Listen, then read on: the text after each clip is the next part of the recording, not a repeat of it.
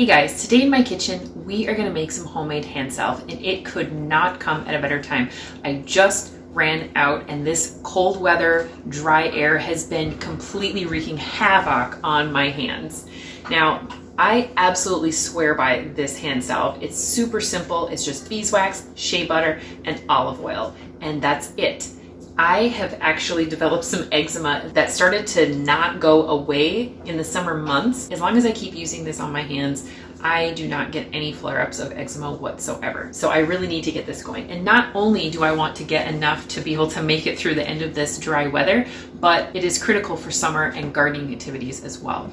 A handful of years ago, we had a huge garlic harvest, and when I was going through and working with all the garlic, my hands were just a complete wreck. The next year, I had my homemade hand salve, and as soon as I was done and washing my hands, I would lather up, and I had absolutely no trouble. So not only is this great for winter and dry weather, but it's also really great for hardworking hands and summer things. So if you watched my chapstick video, it's a very similar process. I've got a kettle dedicated for projects like this that I'm not concerned if a little beeswax gets in and sticks to the inside edge, because I just use this kettle for hand stuff anyway. I think I ruined this kettle one day cooking some water that evaporated.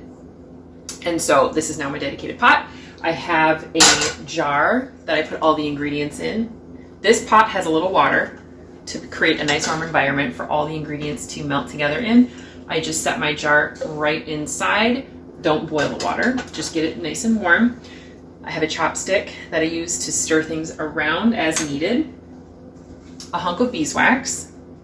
This beeswax is from 2012. I bought 2 1-pound blocks of it, and it has literally taken me 10 years to get through it all. And I make a lot of chapstick and hand salve, just so that you know how long this lasts.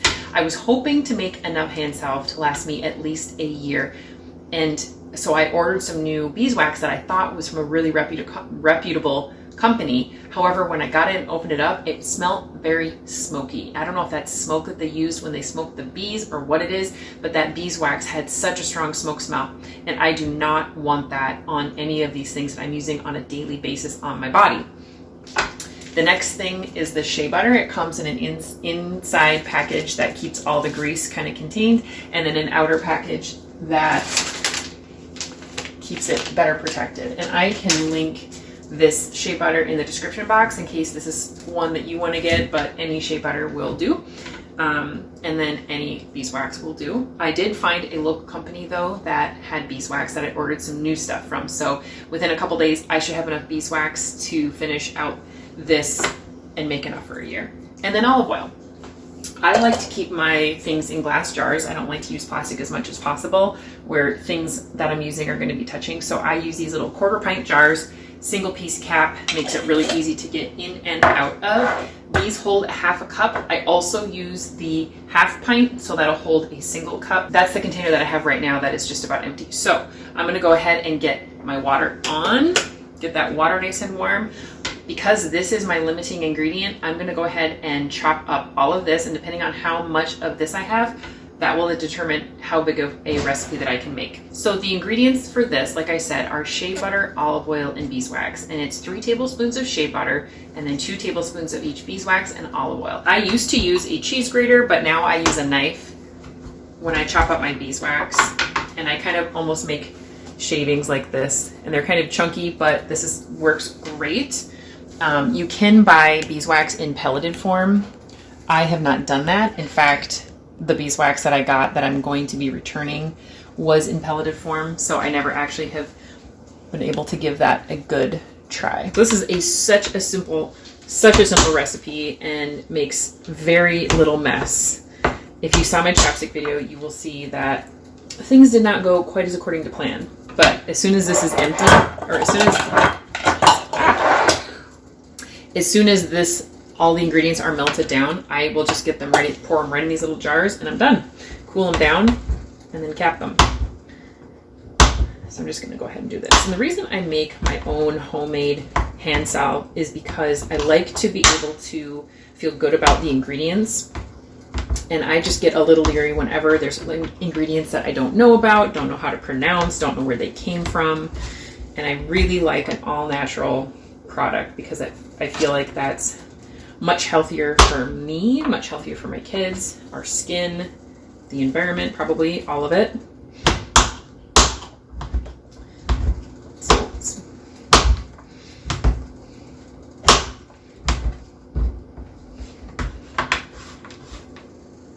If you weren't sure that you wanted to make a big quantity, sometimes it can seem like getting ingredients like this can be kind of expensive, but you really don't use very much. Like I said, I bought 2 pounds of beeswax 10 years ago and I still have some. But if you were able to get together with a couple of friends or something like that and make a little kind of party out of it, you could each take some home and give it a try. And also that can help even out the cost as well. Okay, I'm done chopping my ingredients here. That made quite a bit actually. So 2 tablespoons of beeswax per batch, which is also 1/8 of a cup. So this is a 1/4 cup. And I kind of pack it in like that.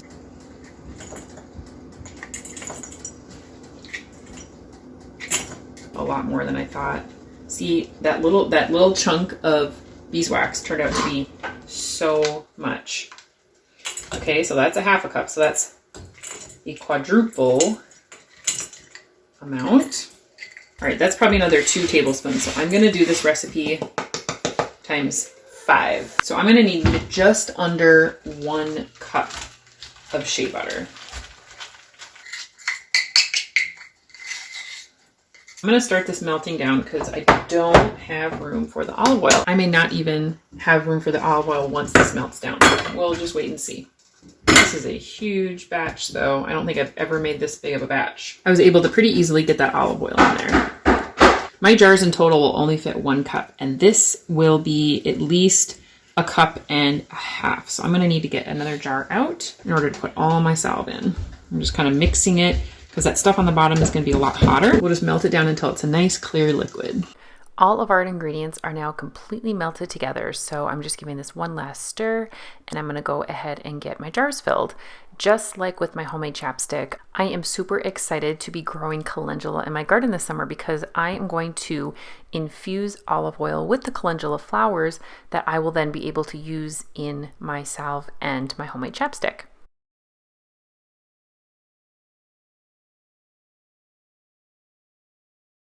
Now all of the salve is completely hardened and completely cooled, so I'm just going to go ahead and get my lids on. My hands are already so glad to have this back. If you enjoyed watching this process of making homemade salve, please just give this video a thumbs up. If you would like to see more of what comes out of my kitchen, please subscribe. And I will also put up here the homemade chapstick making video in case you want to catch that, and we'll see you soon.